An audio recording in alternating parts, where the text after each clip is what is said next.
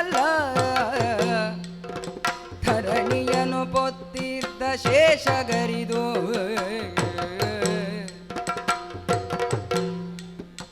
ಹರನ ಸುಕುಮಾರ ಸಕಲಾಗಮಕ್ಕೆ ಸಾಕಾರ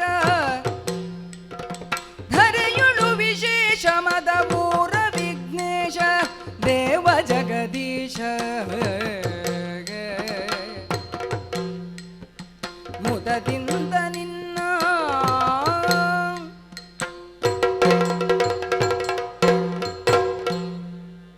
ನಮ್ಮ ಟಿವಿಯ ಎಲ್ಲ ವೀಕ್ಷಕರಿಗೆ ನವರಾತ್ರಿ ಹಬ್ಬದ ಶುಭಾಶಯಗಳು.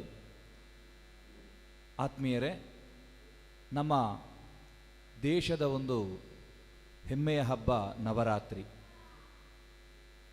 9 ರಾತ್ರಿಗಳು ಅಂತ ಹೇಳಿದರೆ 9 ಬಗೆಯ ಅಜ್ಞಾನ ಎನ್ನುವಂತಹ ಒಂದರ್ಥ. ಮನುಷ್ಯ ಜೀವನದ 9 ಬಗೆಯ ಅಜ್ಞಾನದ ಕತ್ತಲುಗಳಿಂದ ನಾವು ಬೆಳಕಿನ ಕಡೆಗೆ ಪ್ರಯಾಣವನ್ನು ಮಾಡುವಂತಹ ಒಂದು ಸಂದೇಶವನ್ನು ನಾವು ನವರಾತ್ರಿ ಹಬ್ಬದಲ್ಲಿ ಕಾಣುವುದಕ್ಕೆ ಸಾಧ್ಯವಾಗುತ್ತದೆ. ಅಷ್ಟು ಮಾತ್ರವಲ್ಲ, ಲೋಕಮಾರಕರೆನಿಸಿದಂತಹ ರಾಕ್ಷಸರನ್ನು ದೇವಿ ಈ ಮೂಲಕವಾಗಿ ವಧಿಸಿ ತನ್ನ ನಿಜ ಸ್ವರೂಪದಿಂದ ಲೋಕಮಾರಕರೆನಿಸಿಕೊಂಡ ರಾಕ್ಷಸರನ್ನು ವಧಿಸುವುದರ ದ್ವಾರ ಲೋಕಕ್ಕೆ ಕಬಿದಂತಹ ಒಂದು ರಾಕ್ಷಸರ ಉಪಟಳದಿಂದ ಕ್ಷೇಮವನ್ನು ಒದಗಿಸಿದಂತಹ ಒಂದು ಕಥೆಯು ನಮಗೆ ನವರಾತ್ರಿಯಲ್ಲಿ ಸಿಗುವುದಕ್ಕೆ ಸಾಧ್ಯವಾಗುತ್ತದೆ. ಇವತ್ತು ಕರ್ನಾಟಕ ತುಳು ಸಾಹಿತ್ಯ ಅಕಾಡೆಮಿ ಹಾಗೂ ನಮ್ಮ ಟಿವಿ ಇವರ ಒಂದು ಪ್ರಾಯೋಜಕತ್ವದಲ್ಲಿ 9 ದಿವಸ 9 ಶ್ರೀದೇವಿಗೆ ಸಂಬಂಧಿಸಿದಂತಹ ಆಖ್ಯಾನಗಳನ್ನು ನಮ್ಮ ಜಿಲ್ಲೆಯ ಸುಪ್ರಸಿದ್ಧ ಕಲಾವಿದರು ಯಕ್ಷಗಾನ ತಾಳಮದ್ದಳೆಯ ರೂಪದಲ್ಲಿ ಪ್ರಸ್ತುತಪಡಿಸಲಿಕ್ಕಿದ್ದಾರೆ. ಇವತ್ತಿನ ಈ ಕಾರ್ಯಕ್ರಮಕ್ಕೆ ಸಹಕಾರವನ್ನು ಕೊಟ್ಟವರು ಪ್ರವೀಣ್ ಶೆಟ್ಟಿ ಪೂನಾ. ಇವರು ಯಕ್ಷಗಾನದ ಅಭಿಮಾನಿ, ಪೂನಾದಲ್ಲಿ ಉದ್ಯಮಿಯಾಗಿದ್ದರೂ ಕೂಡ ಯಕ್ಷಗಾನದ ಮೇಲೆ ಒಳ್ಳೆಯ ಒಂದು ಆಸಕ್ತಿಯನ್ನು ಹೊಂದಿದವರು. ಸಂಪೂರ್ಣವಾದಂತಹ ತನ್ನ ಸಹಕಾರವನ್ನು ಅವರು ನೀಡಿದ್ದಾರೆ. ಅದರ ಜೊತೆಯಲ್ಲಿ ದಿನೇಶ್ ಶೆಟ್ಟಿ ದುಬೈ, ಕೊಟ್ಟಿಂಜದ ನಿವಾಸಿಯಾಗಿದ್ದು ದುಬೈನಲ್ಲಿ ತಮ್ಮ ನೆಲೆಯನ್ನು ಕಂಡುಕೊಂಡವರು. ಯಕ್ಷಗಾನದ ಮೇಲಿನ ಅತೀವವಾದಂತಹ ಪ್ರೀತಿ ಮತ್ತು ಅವರದ್ದಾದಂತಹ ಕಲಾಭಿಮಾನ ಇವತ್ತು ಈ ಕಾರ್ಯಕ್ರಮಕ್ಕೆ ಅವರು ಕೂಡ ತುಂಬು ಹೃದಯದ ಸಹಕಾರವನ್ನು ಕೊಟ್ಟಿದ್ದಾರೆ. ನಮಗೆ ಈ ಕಾರ್ಯಕ್ರಮ ಮಾಡುವುದಕ್ಕೆ ಸಹಕಾರಿಯಾಗಿದೆ. ಅವರನ್ನು ಈ ಸಂದರ್ಭದಲ್ಲಿ ಹೃತ್ಪೂರ್ವಕವಾಗಿ ನಾವು ಅಭಿನಂದಿಸ್ತಾ ಈ 9 ಕಾರ್ಯಕ್ರಮವನ್ನು ವೀಕ್ಷಿಸುವುದರ ದ್ವಾರ ಕಥಾ ಸಾರಾಂಶವನ್ನು ಪಡೆಯುವುದರ ಮೂಲಕ ನಾವು ಕೂಡ ಅಜ್ಞಾನದ ಕತ್ತಲೆಯಿಂದ ಬೆಳಕಿನ ಕಡೆಗೆ ಸಾಗೋಣ ಎನ್ನುವಂತಹ ಒಂದು ಸಂದೇಶವನ್ನು ನೀಡುತ್ತಾ ಕಥಾ ಪ್ರಾರಂಭವನ್ನು ಮಾಡಬೇಕು ಅಂತ ಭಾಗವತರಲ್ಲಿ ಕೇಳಿಕೊಳ್ಳುತ್ತಾ ಇದ್ದೇನೆ. ಅಂಬುರುಹದಳ ನೇತ್ರೆ ಶ್ರೀ ದುರ್ಗಾಂಬಿಕೆಯ ಬಲಗೊಂಡು ಭಕ್ತಿಯೋಳು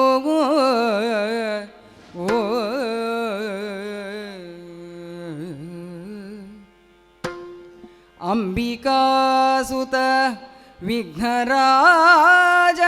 ಪಿರಿದು ಸಂಸ್ತುತಿಸಿ ಅಂಬುನಿಧಿ ಆತ್ಮಜೆಗೆ ಕೈ ಮುಗಿದು ಅಂಬುಜಾಸನ ವಾಣಿಯರ ಪಾದಾಂಬುಜಕ್ಕೆ ಪೊಡಮಡುತ್ತ ವಣ್ಣಿಪೆನಿ ಕಥಾಮೃತವ ಮೂರು ಮೂರ್ತಿಗಳ ಮುಖದಿಂದ ಹೊರಟಿಗತೇಜ ಚಾರು ದಿಕ್ಪಾಲಕರ ತೇಜ ಒಂದಾಗುತ್ತಲೇ ನಾರಿಯಾಕೃತಿ ತಳೆದು ಧರೆಗಿಳಿಯೇ ನಾರಿಯಾಕೃತಿ ತಳೆದು ಧರೆಗಿಳಿಯೇ ಸುರರು ಜಯ ಜಯವೆಂದು ನುತಿಗೈದರು. ಓ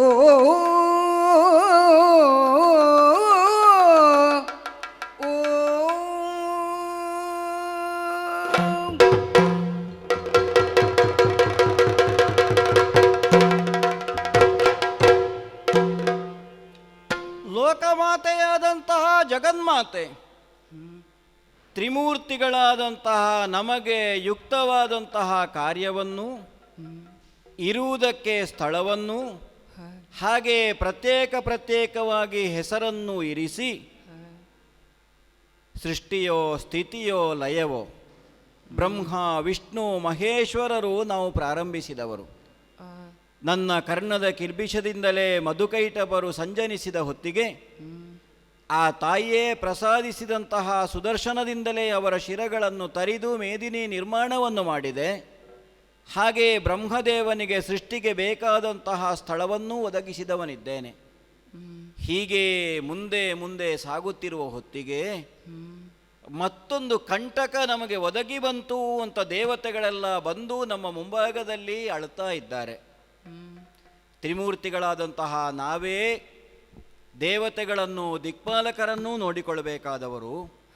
ಆದರೆ ದುಷ್ಟನಾದಂತಹ ಮಹಿಷನ ದಾಳಿಯಿಂದ ಕಂಗೆಟ್ಟಂತಹ ದೇವತೆಗಳು ಸ್ವರ್ಗವನ್ನು ಬಿಟ್ಟು ದಿಕ್ಕಾಪಾಲಾಗಿ ಓಡಿ ಬಂದಿದ್ದಾರೆ.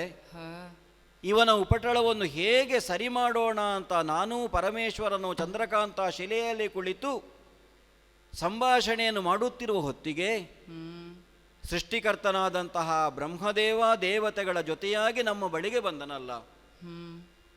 ತಮ್ಮ ತಮ್ಮ ಕಷ್ಟವನ್ನು ನಮ್ಮ ಮುಂಭಾಗದಲ್ಲಿ ಹೇಳಿಕೊಳ್ಳುವ ಹೊತ್ತಿಗೆ ನಮ್ಮ ಅಸಹಾಯಕತೆಯೇ ಕ್ರೋಧವಾಗಿ ಪರಿವರ್ತನೆಗೊಂಡಿತು ಅನ್ನುವಂತೆ ಪಾಲನಾಕರ್ತೃವಾದಂತಹ ನನ್ನ ಶರೀರದಿಂದ, ಸೃಷ್ಟಿಕರ್ತನಾದ ಬ್ರಹ್ಮದೇವನ ಶರೀರದಿಂದ, ಲಯಾಧಿಕಾರಿಯಾದಂತಹ ಮಹಾದೇವನ ಶರೀರದಿಂದ, ಹಾಗೆಯೇ ದೇವೇಂದ್ರನಾಗಲಿ ಅಗ್ನಿಯೋ ವಾಯುವೋ ವರುಣನೋ ಮೊದಲಾದಂತಹ ದಿಕ್ಪಾಲಕರ ಶರೀರದಿಂದಲೂ ವಿಶಿಷ್ಟವಾದ ವಿಶೇಷವಾದಂತಹ ತೇಜಸ್ಸು ಹೊರಹೊಮ್ಮಿತ್ತು. ಮಾತ್ರವಲ್ಲ, ನೋಡುತ್ತಿದ್ದಂತೆ ಒಂದು ನಾರಿಯ ರೂಪವನ್ನು ತಳೆದು ನಮ್ಮ ಮುಂಭಾಗದಲ್ಲಿ ಕಾಣಿಸಿಕೊಳ್ತಾ ಇದೆ. ಇದರ ಅರ್ಥ ಏನು? ಕಾಣಿಸಿಕೊಂಡವಳು ಆ ಮಹಾತಾಯಿಯಲ್ವೇ? ಎಲ್ಲರೂ ಒಟ್ಟಾಗಿ ಆಕೆಯನ್ನೇ ಸ್ತುತಿಸ್ತೇವಂತೆ. ದೇವಿ ಹೇ ಪಾವನ ಚರಿತೆ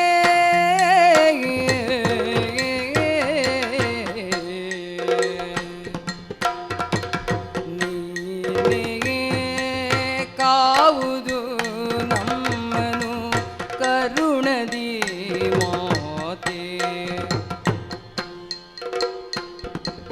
ಭಾವ ಶುದ್ಧಿಯೊಳಿದು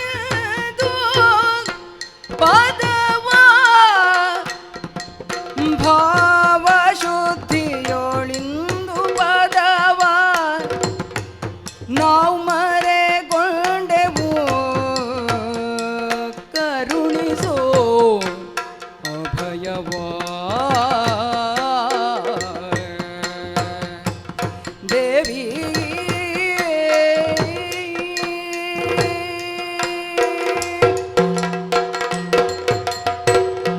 ಜಯ ಜಯ ಜಯ ಜಯ ಹೇ ಜಗನ್ಮಾತೃಕೆ ಜಗದಂಬಿಕೆ.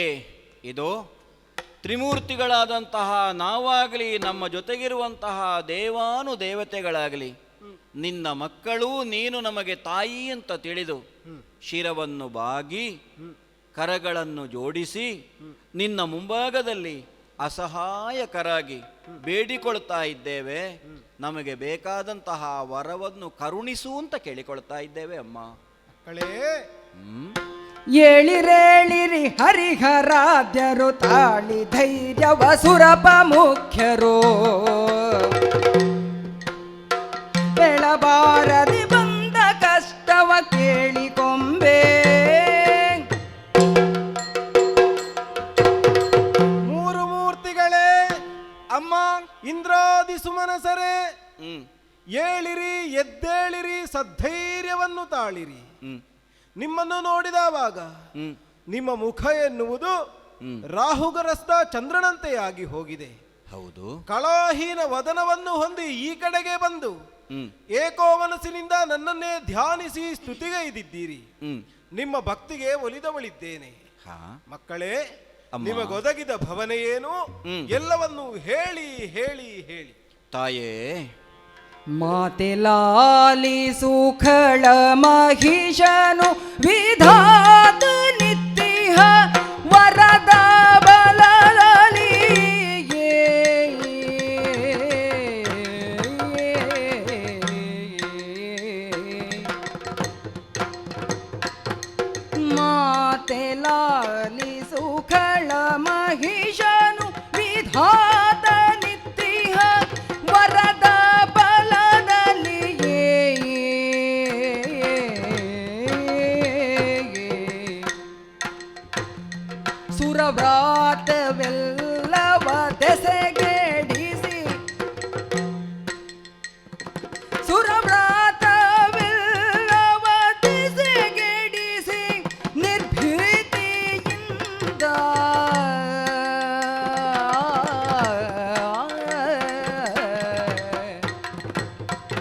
ಮಾತೆ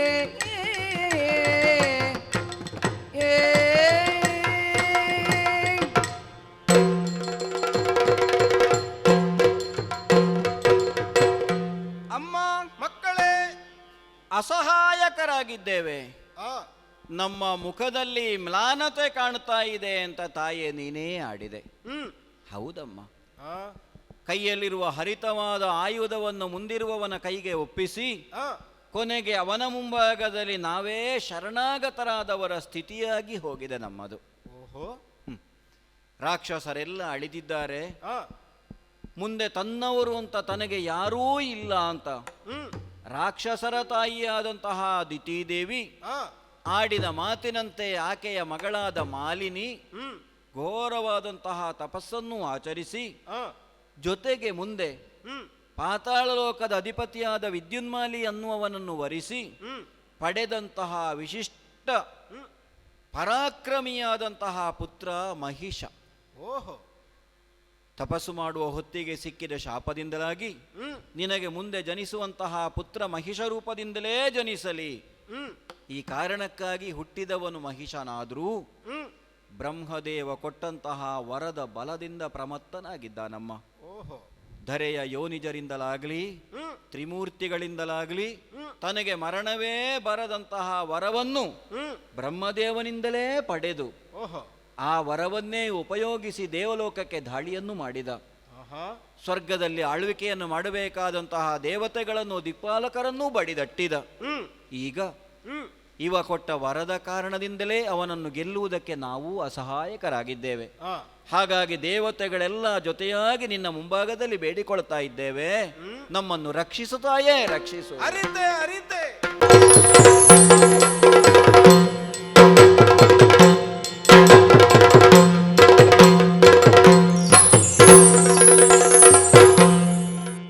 ಅರಿತೆ ನರಿತೆ ಕಡು ದುರುಳ ಮಹಿಷಾಸರ ಸಿರುಕ ಭವನವರದಿಯೇ ಸುರರನ್ನು ಸೋಲಿಸಿ ನೆರೆ ಮದದಿಂದಲೇ ಮೆರವನೆ ಖಳನಾಗದಿ. ಮಕ್ಕಳೇ. ಅಮ್ಮ, ಕಮಲ ಸಂಭವನ ವರಬಲದಿಂದ ಪ್ರವರ್ತನಾದಂತಹ ದುರುಳ ಮಹಿಷ ಧರೆಯಲ್ಲಿ ಮಾಡಬಾರದ ಕುಕೃತ್ಯಗಳನ್ನೆಲ್ಲ ಮಾಡಿ ಆ ಮೂಲಕವಾಗಿ ನೆಗಳತೆಯನ್ನು ಗಳಿಸಿಕೊಂಡು ಬಾಹುಬಲದ ಮೂಲಕವಾಗಿ ಸ್ವರ್ಗದವರೆಗೆ ದಾಳಿಗೈಯುವ ಪ್ರವರ್ತನವನ್ನು ಮಾಡಿದ್ದಾನೆ. ಹೌದಮ್ಮ. ಹೆದರದಿರಿ, ಹೆದರದಿರಿ. ಧರೆಯ ಸಜ್ಜನರನ್ನು ಪಾಲಿಸಬೇಕಾದುದು ನಮ್ಮೆಲ್ಲವರ ಕರ್ತವ್ಯವೇ ಆಗಿದೆ. ಆಗಿರುತ್ತಾ ದುರುಳ ಮಹಿಷನನ್ನು ಕೆಲವೇ ದಿನಗಳಲ್ಲಿ ಕೊಂದು ಕಳೆದು ಆ ಮೂಲಕವಾಗಿ ನಿಮ್ಮ ಭಯವನ್ನು ದೂರೀಕರಿಸ್ತೇನೆ. ನಿರ್ಭೀತಿಯನ್ನು ತಾಳಿ, ನಿರ್ಭೀತಿಯನ್ನು ತಾಳಿ. ಕೇವಲ ಮಹಿಷಾಸುರ ಮಾತ್ರವಲ್ಲ ತಾಯೇ, ಮತ್ತೆ ಈ ಮೊದಲು ದೇವತೆಗಳಿಂದ ಸೋತು ದಿಕ್ಕಾಪಾಲಾಗಿ ಹೋಗಿದ್ದ ಶಂಕ, ದುರ್ಗ, ಬಿಡಾಲ ಮೊದಲಾದಂತಹ ಅಸುರರು ಈಗ ಮಹಿಷಾಸುರನನ್ನು ಸೇರಿಕೊಂಡು ಹೋರಾಟಕ್ಕೆ ಬರ್ತಾರಲ್ಲ. ದುಷ್ಟಕೂಟಗಳೆಲ್ಲ ಒಂದಾಗಿ ಆ ಮೂಲಕವಾಗಿ ದೇವಾದಿ ದೇವತೆಗಳಾದ ನಿಮಗೆ ಕಷ್ಟವನ್ನು ಕೊಡ್ತಾರೆ ಅಂತ ಆದ್ರೆ ಆ ಕಷ್ಟವನ್ನು ಕಾಣುತ್ತಾ ಕುಳಿತುಕೊಳ್ಳುವವಳು ನಾನಲ್ಲ. ಅಂತಹ ಶಂಕಾಸುರನೇ ಇರಲಿ, ದುರ್ಗಾಸುರನೇ ಇರಲಿ, ಬಿಡಲಾಸುರನೇ ಇರಲಿ, ಅಂತಹ ದುಷ್ಟಕೂಟವನ್ನೆಲ್ಲ ಕೊಂದು ಕಳೆದು ಈ ಲೋಕಕ್ಕೆ ಶಾಂತಿಯನ್ನು ನಾನೊದಗಿಸ್ತೇನೆ. ಧೈರ್ಯಸ್ಥರಾಗಿರಿ, ಧೈರ್ಯಸ್ಥರಾಗಿರಿ. ತಾಯೇ, ಎನಲು ಜಯ ಜಯವೆಂದು ಸಕಲರು ಮಣಿಯಲಾಗಿಯೇ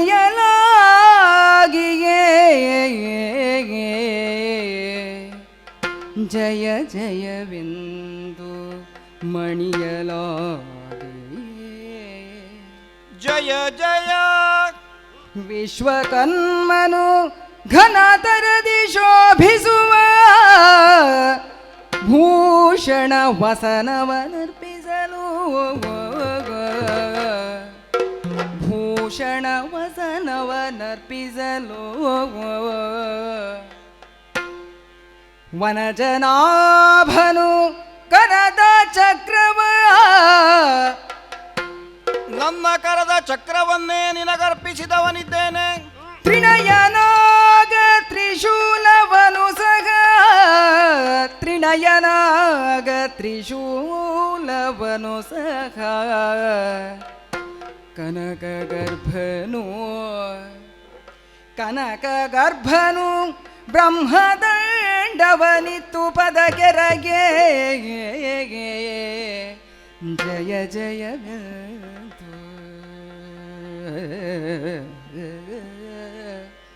ಜಯ ಜಯ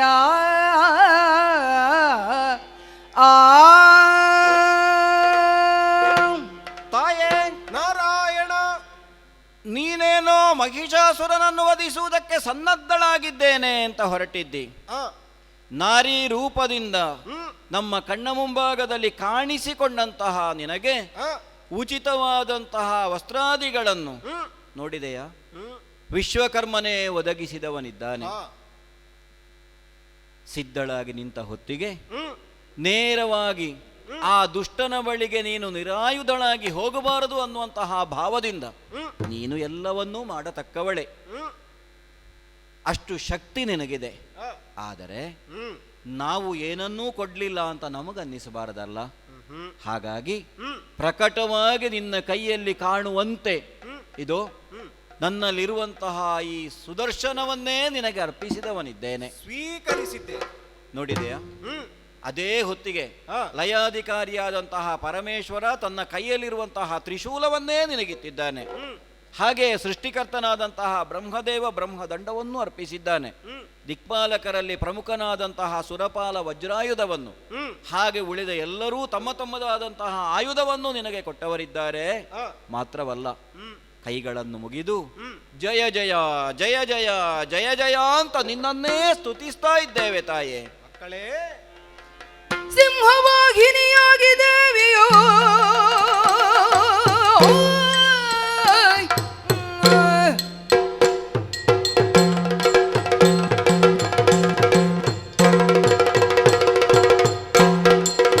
ಸಿಂಹವಾಹಿನಿಯಾಗಿ ದೇವಿಯು ಸಂಹರಿಸುವೆನು ಖಳರನೆನುತ್ತದೆ ಗಂಗರಿಯು ನಡ ನಡುಗುವಂತದಿ ಗಮ್ಮನ ಇದೆ. ಮಕ್ಕಳೇ, ಅಮ್ಮ ಭಕ್ತಿಯಿಂದಲೇ ನೀವರ್ಪಿಸಿದಂತ ಸಕಲ ಆಭರಣವನ್ನು ಸಕಲ ವಸ್ತ್ರ ವಸನಾದಿಗಳನ್ನು ಒಟ್ಟುಕೊಂಡವಳಿದ್ದೇನೆ. ಅಷ್ಟು ಮಾತ್ರವೇ ಅಲ್ಲ, ಖಳರ ವಧೆಗಾಗಿ ನೀವಿತ್ತಂತಹ ಸಕಲ ಆಯುಧಗಳನ್ನು ಅಷ್ಟಭುಜದಲ್ಲಿ ಧರಿಸಿಕೊಂಡವಳಿದ್ದೇನೆ. ಓಹೋ ಮಕ್ಕಳೇ, ಅಮ್ಮ, ದುರುಳನ ವಧೆಗಾಗಿ ಇದೋ ಸಿಂಹವಾಹಿನಿಯಾಗುತ್ತಿದ್ದೇನೆ. ಖಳನ ವಧೆಗಾಗಿ ಇದೋ ಸಿಂಹವಾಹಿನಿಯಾಗುತ್ತಿದ್ದೇನೆ. ಸಜ್ಜನರನ್ನು ಪೊರೆಯುವುದಕ್ಕಾಗಿ ಇದು ಸಿಂಹವಾಹಿನಿಯಾಗುತ್ತಿದ್ದೇನೆ. ಜಯ ಜಯ ಜಯ ಜಯ.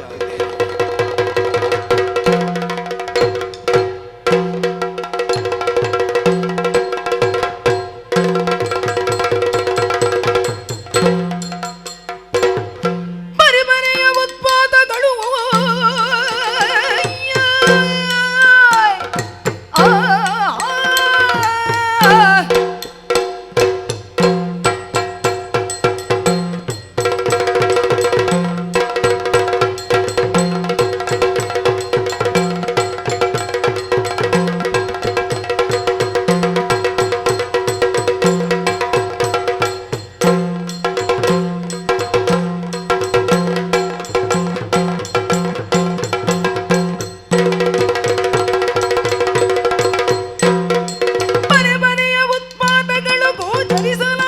ದುರುಳ ಮಹಿಷನು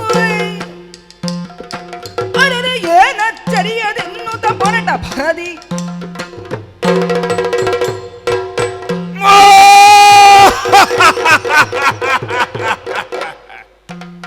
ಏನು ಉತ್ಪಾತ, ಏನು ಉತ್ಪಾತ!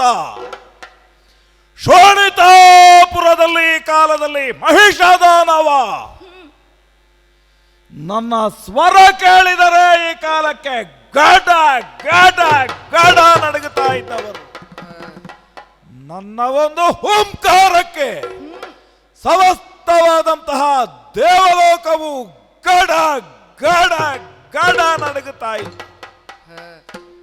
ಅಂತಹ ಉತ್ಪಾತವನ್ನು ಮಾಡುತ್ತಾ ಇದ್ದಂತಹ ಈ ಮಹಿಷನ ಎದೆ ಇವತ್ತು ಈ ರೀತಿಯಾಗಿ ಬಡಿದುಕೊಳ್ಳುವುದಕ್ಕೆ ಕಾರಣವಾಗ್ತದೆ ಅಂತ ಆದ್ರೆ ಏನು ಕಾರಣ, ಯಾಕೆ ಹೀಗಾಯಿತು ಅರ್ಥ ಆಗ್ತಾ ಉಂಟು.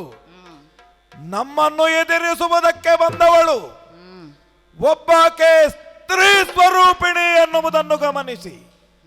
ಈ ಕಾಲಕ್ಕೆ ನಮ್ಮವರಾದಂತಹ ಬಿಡಲಾಸುರ, ಶಂಖಾಸುರ ಎಲ್ಲರೂ ಎದುರಿಸಿ ಜಾನಹಾನಿಯಾಗಿ ಹೋದರು ಅಂತಾದ್ರೆ ಏನೋ ಒಂದು ವಿಶೇಷತೆ ಉಂಟು ಎನ್ನುವುದನ್ನು ಗಮನಿಸಿದ್ದೇನೆ. ಗಮಯ ಸ್ವರೂಪನಾಗಿ ಪ್ರಪಂಚದಲ್ಲಿ ಪ್ರಕಟಗೊಂಡಂತಹ ನನಗೆ ಈ ಕಾಲಕ್ಕೆ ನನ್ನ ನಿಜವಾದಂತಹ ಹೊಂತಕಾರಿತನವನ್ನು ಪ್ರದರ್ಶನ ಮಾಡುವುದಕ್ಕೆ ಇವತ್ತು ಅವಕಾಶ ಸಿಕ್ಕಿದೆ ಅಂತ ಭಾವಿಸ್ತೇನೆ. ನನ್ನ ಬದುಕಿನ, ನನ್ನ ಸಾವಿನ ನಿರ್ಣಯಾತ್ಮಕವಾದಂತಹ ಈ ಯುದ್ಧಕ್ಕೆ ತಡ ಮಾಡುವುದಿಲ್ಲ. ನಾನೇ ಹೊರಡ್ತೇನೆ.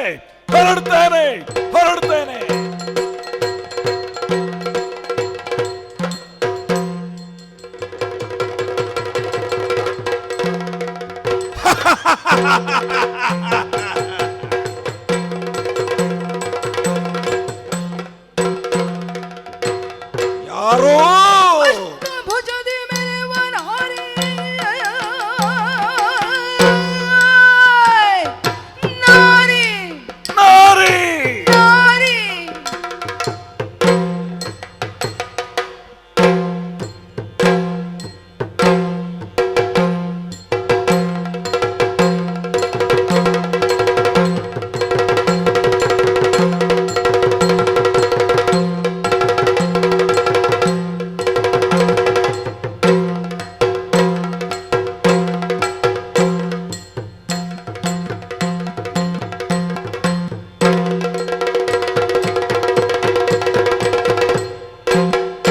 ಅಷ್ಟಭುಜದಿ ಮೆರೆವ ನಾರಿ ಕಟ್ಟನಿಗೆ ಸರಿಯ ಏರಿಯ ದಿಟ್ಟತನದಿ ಧುರಗೆ ಬಂದ ಗುಟ್ಟಿದೇನೆಲೆ ದಿಟ್ಟತನದಿ ಧುರಗೆ ಬಂದ ಗುಟ್ಟಿದೇನೆಲೆ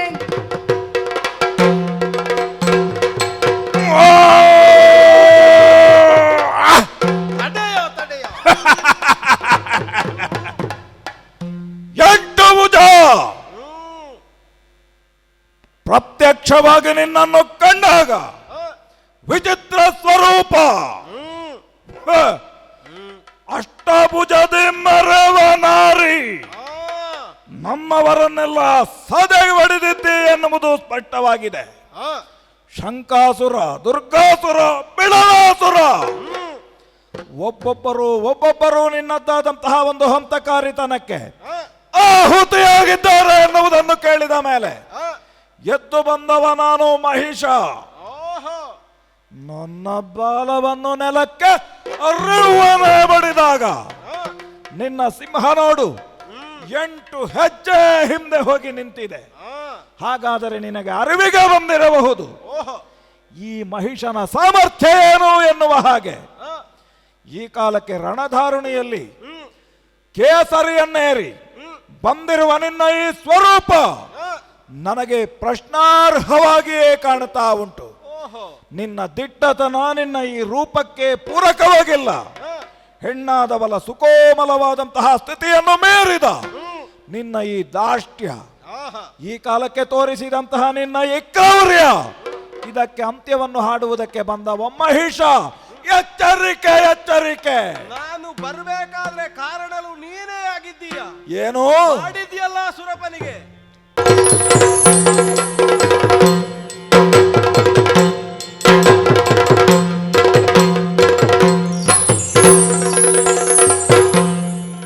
ಅಟ್ಟಿ ಸುರನಾಗ ವಾಳ್ವ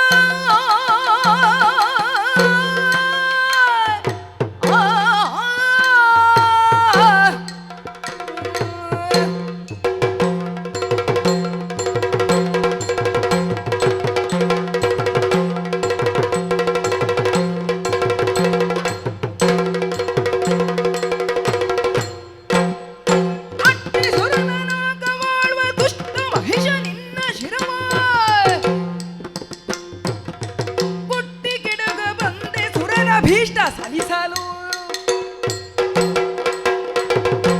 ಎಲ್ಲವೋ ಕೂಳ ಖಳನೆ. ನಿನ್ನ ಮುಂದೇನು ನಿನ್ನ ಹಿಂದೇನು, ನೀ ಮಾಡಿದ ಕೃತ್ಯವೇನು ಎನ್ನುವುದರ ಬಗೆಗೆ ಪೂರ್ಣವಾದ ವಿಚಾರವನ್ನು ಅರಿತುಕೊಂಡೇ ನಿನಗೆ ಶಾಸ್ತಿಯನ್ನು ಒದಗಿಸಬೇಕು ಎನ್ನುವ ಕಾರಣಕ್ಕಾಗಿ ನಿನ್ನ ಮುಂಭಾಗದಲ್ಲಿ ಅಷ್ಟಭುಜೆಯಾಗಿ ನಾನು ಕಾಣಿಸಿಕೊಂಡವಳು. ಓಹೋ, ಏನು ಮಾಡಿದ್ದೀಯ ಎನ್ನುವಂತಹ ಪರಿವೆಯಾದ್ರೂ ನಿನಗುಂಟೇನು? ಏನಾಯ್ತು? ಜಗತ್ತಿನಲ್ಲಿ ಭಕ್ತಿಯ ಮಾರ್ಗ ಎನ್ನುವುದು ಲೋಕವನ್ನು ಉಳಿಸುವುದಕ್ಕೆ ಇದ್ದದ್ದು, ಲೋಕದಲ್ಲಿ ಶಾಂತತೆಯನ್ನು ಕರುಣಿಸುವುದಕ್ಕೆ ಇದ್ದದ್ದು. ಆದರೆ ಆ ಭಕ್ತಿಯ ಮಾರ್ಗದ ಮೂಲಕವಾಗಿ ಶಕ್ತಿ ಸಂಚಯನವನ್ನು ಮಾಡಿಕೊಂಡು ಆ ಶಕ್ತಿಯ ಮೂಲಕವಾಗಿಯೇ ದಾಷ್ಟ್ಯವನ್ನು ಬೆಳೆಸಿ ಅದರ ಮೂಲಕವಾಗಿಯೇ ನಾ ಬೆಳಗಬಲ್ಲೆ ಎನ್ನುವ ಭಾವನಿನ್ನಲ್ಲಿ ಇದ್ರೆ ಅದು ಕ್ಷಣಿಕವಾದುದು ಎನ್ನುವುದನ್ನು ನಿನ್ನ ಅರಿವಿಗೆ ಕೊಡಬೇಕು ಎನ್ನುವ ಕಾರಣಕ್ಕಾಗಿ ದುರಕ್ಕೆ ನಾ ಬರಬೇಕಾದ ಸ್ಥಿತಿಯನ್ನು ನಾ ನಿರ್ಮಾಣ ಮಾಡಿಕೊಳ್ಳಬೇಕಾಯಿತು. ಕಮಲ ಸಂಭವನಾದಂತಹ ವಿಧಾತನನ್ನು ಮೆಚ್ಚಿಸಿ ಬೇಕಾದಂತಹ ವರವನ್ನು ಪಡೆದೆ. ವರದ ಮೂಲಕವಾಗಿ ನಿನ್ನದಾದಂತಹ ಕೊಡುಗೆ ಏನು ಅಂತ ಆಲೋಚಿಸಿದ್ರೆ ಸುರ ಲೋಕದ ಮೇಲೆವರೆಗೆ ನಿನ್ನದಾದಂತಹ ದಾಳಿಗೈಯುವಂತಹ ವ್ಯವಸ್ಥೆಯನ್ನು ನೀ ಮಾಡಿಕೊಂಡೆ. ನೀ ಮಾಡುವುದಕ್ಕೆ ನಿನಗೆ ಬೇಕಾದ ಹಾಗೆ ಪೂರಕ ಶಕ್ತಿಗಳಾಗಿ ಲೋಕದಲ್ಲಿ ಯಾರು ಇನ್ನೂ ಮೇಲೆ ಬರಬಾರದು ಅಂತ ಎಲ್ಲರೂ ಆಲೋಚಿಸಿದ್ರು. ಅಂತಹ ಶಂಕನೋ ದುರ್ಗನೋ ಬಿಡಲನೋ ಮೊದಲಾದವರು ನಿನಗೆ ಸಹಕಾರವನ್ನು ಕೊಡುವುದಕ್ಕೆ ಮುಂದಾದ್ರು.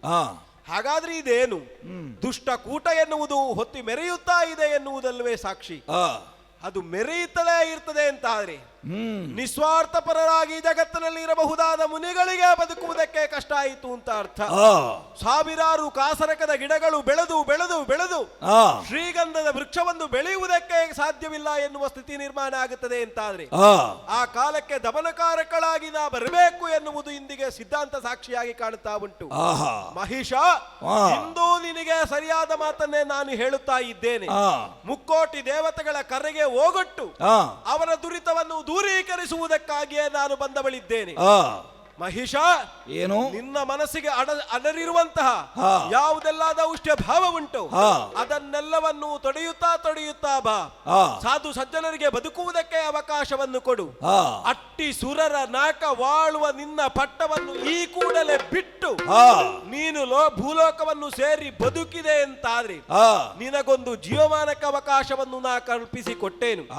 ಅದನ್ನು ಹೊರತುಪಡಿಸಿ ಮುಂದೆ ಬಂದೆ ಅಂತಾದ್ರೆ ಹಿಡಿದ ಶೂಲವೇ ನಿನ್ನ ಶಿರಸ್ಸನ್ನು ಛೇದಿಸಿತು. ನೆನಪಿಟ್ಟುಕೋ. ಯಾವ ಕಾರಣಕ್ಕೂ ನಿನ್ನ ಮಾತನ್ನು ಒಪ್ಪಿಕೊಳ್ಳುವುದಕ್ಕೆ ಸಾಧ್ಯವಾಗುವುದಿಲ್ಲ. ಲೋಕ ಯಾರಿಗೆ? ಸಾಮರ್ಥ್ಯವುಳ್ಳವರಿಗೆ.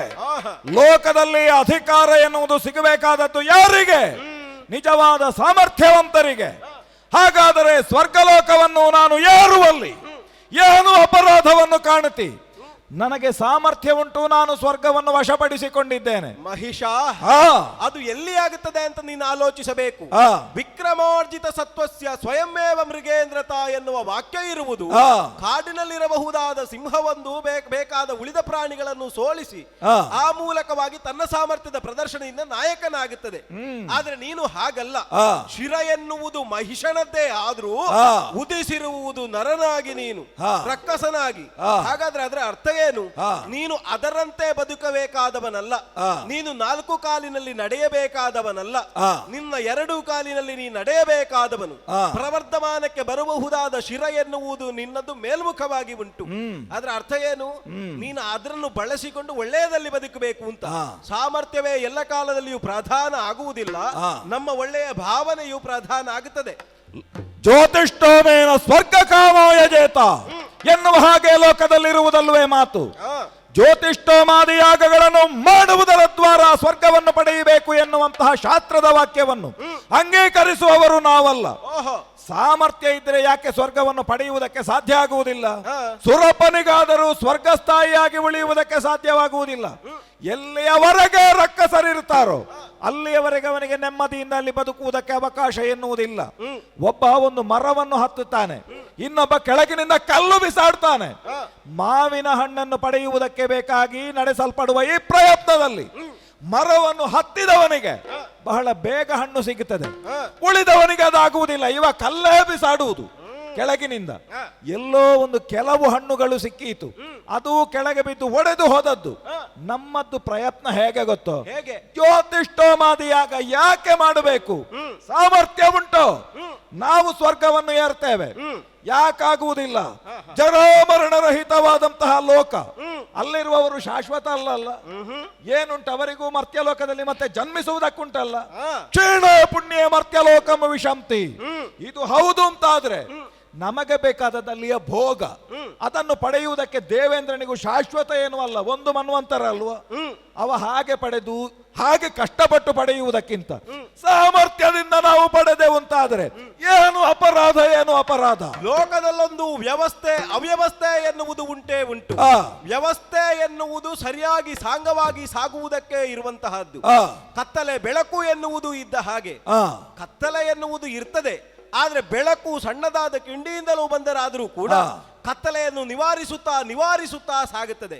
ಮತ್ತೊಂದು ನೀ ಆಡಿದೆ, ಸ್ವರ್ಗಲೋಕದಲ್ಲಿರಬಹುದಾದ ಭೋಗವನ್ನು ನಾವು ಅನುಭವಿಸಬೇಕು ಎನ್ನುವ ಕಾರಣಕ್ಕಾಗಿ ಬಂದವರು. ಸ್ವರ್ಗದಲ್ಲಿರಬೇಕಾದಂತಹ ಭೋಗ ಸುಖ ಎನ್ನುವುದು ವಿಲಾಸದ ಜೀವನವಲ್ಲವೋ ನೀ ಸರಿಯಾಗಿ ತಿಳಿದುಕೊಳ್ಳಬೇಕು. ಸುಮನಸರಾದ ದೇವತೆಗಳು ಅಲ್ಲಿರುವಂತಹ ಎಲ್ಲಾ ವಸ್ತುಗಳನ್ನು ಧರೆಯ ಪಾಲನೆಗಾಗಿ ಬಳಸಿಕೊಳ್ಳುತ್ತಾರೆ. ನೀ ಮಾಡಿಕೊಂಡ್ರೆ ಏನಾಗುತ್ತದೆ? ನಿನ್ನ ಕೂಟ ಏನು ಎನ್ನುವುದು ಈ ಮೊದಲೇ ಕಳೆದು ಹೋದ ಸ್ಥಿತಿಯಲ್ಲೇ ಕಾಣಿಸಿಕೊಂಡಿದ್ದಿ. ದುಷ್ಟಕೂಟದ ಪಾಲನೆಗಾಗಿ ನೀ ಬಳಸಿಕೊಳ್ಳುತ್ತಿ. ಅದು ಯಾವ ಕಾರಣಕ್ಕೂ ಅವ್ಯವಸ್ಥಿತವಾಗಿ ಬಳಸಿಕೊಳ್ಳುತ್ತದೆ ಅಂತಾದ್ರೆ ತಡೆಯನ್ನೊಡ್ಡುವುದಕ್ಕೆ ಬಂದವಳು ಮಹಿಷ. ಇನ್ನು ಹೇಳ್ತೇನೆ, ಕಾಲಿಗೆ ಬಿದ್ದು ಬೇಡಿಕೊಂಡ್ರೆ ಬದುಕುವುದಕ್ಕೆ ನಾರಿ ಮಣಿ ಅಲ್ವೇನೆ ನೀನು. ನಾರಿ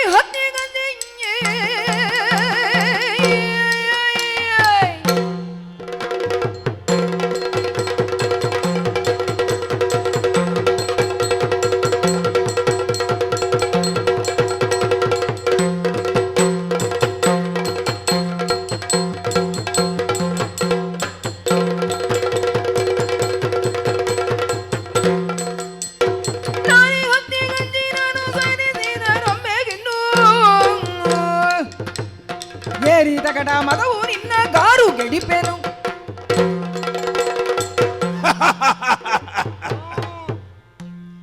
ಹೆಣ್ಣು ನಿನ್ನಿಂದ ಈ ರೀತಿಯಾದಂತಹ ವಿಕ್ರಮದ ಮಾತು ಇದು ಯಾವತ್ತೂ ಭೂಷಣ ಅಲ್ಲ. ಮತ್ತೆ ನಾರಿಯಾದವಳು ಶೋಭಿಸಬೇಕಾದದ್ದೆಲ್ಲಿ? ಎಲ್ಲಿ? ಅದಕ್ಕೆ ಕೆಲವು ಜಾಗ ಅಂತ ಉಂಟು. ಒಂದು ಬಳ್ಳಿ ತಾನು ಸ್ವಂತವಾಗಿ ಬೆಳೆಯುವುದಕ್ಕೆ ಸಾಧ್ಯವಾಗುವುದಿಲ್ಲ. ಅದಕ್ಕೊಂದು ಮರದ ಆಶ್ರಯವೆನ್ನುವುದು ಬೇಕಾಗುತ್ತದೆ. ಮರವಿಲ್ಲದೆ ಹೋದರೆ ಬಳ್ಳಿಗೆ ಬೆಲೆ ಇಲ್ಲ. ಹಾಗಾಗಿ ಏರುವಂತಹ ಬಳ್ಳಿ ಆಗಬೇಕು ಹೊರತು ನೀನು ಯಾವತ್ತಿದ್ದರೂ ಸಾವರಿಸಿ ಎದ್ದು ನಿಲ್ಲುವ ಮರವಾಗುವುದಕ್ಕೆ ಸಾಧ್ಯವಾಗುವುದಿಲ್ಲ. ನಿನಗೆ 8 ಭುಜ ಇದೆ. ನಿನ್ನನ್ನು ನೋಡಿದರೆ ಅತ್ಯಂತ ಸುಂದರಳಾಗಿ ನೀನು ಕಾಣಿಸಿಕೊಳ್ಳುತ್ತಾ ಇದ್ದಿ. ಆ ಕಾರಣದಿಂದ ಹೇಳ್ತಾ ಇದ್ದೇನೆ, ತೆಳುಮೈಯ ಚೆಲುವೆನ್ನು ನಡುವರೆಯ ದಂಗನೆ, ಸುಲಿಪಲ್ಲ ಸತಿ ಪಕ್ವ ಬಿಂಬಾಧರೆ, ತೆಳುವ ಪೊಡೆ ಚಕಿತ ಹರಿಣದ ತೆರೆದ ಕಣ್ಣಿನವಳು, ಕುಳಿಯ ಗಂಭೀರ ನಾಭಿಯ ಸುಂದರಿ. ನೀನಾಗಬೇಕಾದದ್ದೇನು ಗೊತ್ತೋ? ನನಗೆ ಅರ್ಧಾಂಗಿ ಆಗಬೇಕು. ನೀನು ನನ್ನನ್ನು ವರಿಸಬೇಕು. ಆ ಮೂಲಕವಾಗಿ ನಿನ್ನದ್ದಾದ ಶೋಭೆಗೆ ನೀನಾಗಿಯೇ ಒಂದು ಒಳ್ಳೆಯ ಒಂದು ವ್ಯವಸ್ಥೆಯನ್ನು ಮಾಡಿಕೊಳ್ಳಬೇಕು. ಹಾಗಾಗಿ ಹೇಳುತ್ತೇನೆ, ನಿನ್ನಂಥವಳೇ ನನಗೆ ಬೇಕು. ನನ್ನ ತೊಡೆಯಾರಿ ನನ್ನ ರಾಣಿ ಆಗಬೇಕು ನೀನು. ಮುಚ್ಚಬೈ ಮುಚ್ಚ.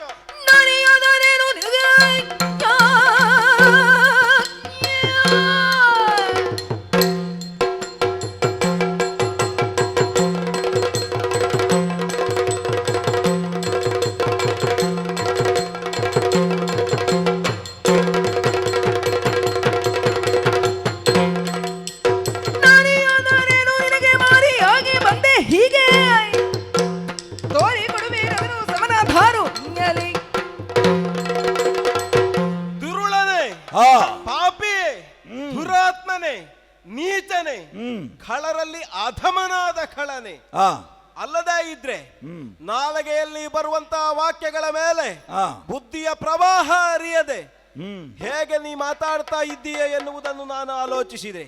ನಿನ್ನ ಮುಂಭಾಗದಲ್ಲಿ ಕಂಡವಳು ನಿನಗೆ ಸುಂದರಳಾಗಿ ಕಾಣುತ್ತಾಳೆ ಅಂತ ಭಾವಿಸ್ತಾ ಇದ್ದಿ. ಈ ಸೌಂದರ್ಯ ಎನ್ನುವುದು ಏನು, ಎತ್ತ, ಇದರ ಆಳೇನು, ಎತ್ತರ ಏನು ಎನ್ನುವುದನ್ನು ನಿನ್ನ ಅಂತರಂಗ ಅರಿಯುತ್ತಾ ಇದ್ರೆ ನೀನಾಡುವ ಮಾತುಗಳ ಮೇಲೆ ನಿನಗೆ ಅರಿವಿರ್ತಾ ಇತ್ತು. ಅರಿವಿನ ಪರಿವೆಯನ್ನು ನೀ ಮೀರಿ ಮಾತಾಡ್ತಾ ಇದ್ದೀಯ ಎನ್ನುವುದು ಸ್ಪಷ್ಟವಾಗಿಯೇ ಗೋಚರವಾಗುತ್ತಾ ಉಂಟು. ನಿನಗೊಂದು ಹಮ್ಮು ಬಿಮ್ಮು ಉಂಟು. ಶರ ವರಜಪೀಠನ ವರ ಉಂಟು ಎನ್ನುವ ಹಾಗೆ ವಿಧಾತನ ವರ ಎನ್ನುವುದು ನಿನ್ನ ಭುಜಬಲದಲ್ಲಿ ಮೇಲೈಸ್ತಾ ಉಂಟು ಎನ್ನುವ ಕಾರಣಕ್ಕಾಗಿ ತಾನೇನು ಮಾಡಿದರೂ ನಡೆಯುತ್ತದೆ ಎನ್ನುವ ಭಾವದಿಂದಲೇ ವ್ಯವಹರಿಸುತ್ತಾ ಇದ್ದಿ. ನೀ ಮಾಡಿದ್ದೆಲ್ಲವೂ ಸಿಂಧುವಾಗುತ್ತದೆ ಎನ್ನುವಂತಹ ನಿನ್ನದಾದಂತಹ ಪಕ್ವತೆ ನಿನ್ನಲ್ಲಿ ಇಲ್ಲಿಯವರೆಗೆ ಉಂಟು ಅಂತಾದ್ರೆ ಅದೆಲ್ಲವೂ ಅಸಿಂಧುವಾಗುತ್ತದೆ ಎನ್ನುವುದನ್ನು ನಾನು ಹೇಳುತ್ತಾ ಇದ್ದೇನೆ. ಮಾತ್ರವೇ ಅಲ್ಲ, ನೀನೇ ಆಡಿಬಿಟ್ಟೆಯಲ್ಲ. ನನ್ನ ಎಡವನ್ನು ಸಿಂಗರಿಸುವುದಕ್ಕಾಗಿ ಮಡದಿಯಾಗಿ ಬರಬೇಕು ಎನ್ನುವ ಹಾಗೆ ಇದು ನಿನಗ ಅಡಸಿದಂತಹ ಕಬಿದ ಕತ್ತಲು ಎನ್ನುವುದನ್ನು ನೀನು ಆಲೋಚನೆ ಮಾಡು. ನಿನ್ನ ಮಡದಿಯಾಗಿ ಬರುವುದಕ್ಕೆ ಇದ್ದವಳಲ್ಲ, ಮತ್ತೆ ಯಾರು ನೀನು? ನಾರಿಯೇ ಎನ್ನುವ ಹಾಗೆ ಜಗತ್ತಿನಲ್ಲಿ ನೀನು ಕ್ಷೀಣರು ಅಂತ ಭಾವಿಸ್ತಾ ಇದ್ರೆ ಅದು ತಪ್ಪಾಗಿಯೇ ಹೋಗುತ್ತದೆ. ಜಗತ್ತಿನಲ್ಲಿ ಕಾಣಿಸುವಂತಹ ಸ್ತ್ರೀಯೋರ್ವಳು ಹೇಗೆಲ್ಲ ಕಾಣಿಸಿಕೊಳ್ತಾಳೆ, ತಾಯಿಯಾಗಿ, ಬಂಧುವಾಗಿ, ಮಗಳಾಗಿ, ಹೀಗೆಲ್ಲ ಹೆಂಡತಿಯಾಗಿ ಕಾಣಿಸಿಕೊಳ್ತಾಳೆ. ತನ್ನದಾದಂತಹ ಜವಾಬ್ದಾರಿಯನ್ನು ಹೊತ್ತುಕೊಂಡು ಪುರುಷನ ಪ್ರತಿಯೊಂದು ಜೀವನದ ಉತ್ಕರ್ಷೆಯಲ್ಲಿ ಹೆಣ್ಣಾದವಳು ಹೋಗುತ್ತಾ ಇರ್ತಾಳೆ.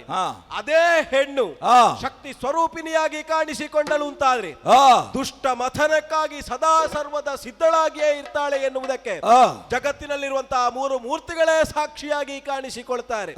ಲಯಾಧಿಕಾರವನ್ನು ಹೊಂದಿದಂತಹ ಪರಮೇಶ್ವರನಿಗಾದರೂ ಶಕ್ತಿ ಪ್ರದಾಯಿನಿಯಾದವಳು ಸತಿಯಾಗಿ ಇರುವುದು. ಅದರಂತೆಯೇ ನಾರಿ ಕುಲಕ್ಕೆ ಅಪಮಾನವನ್ನೆಸಗುವುದಕ್ಕೆ ಮುಂದಾದ್ರಿ.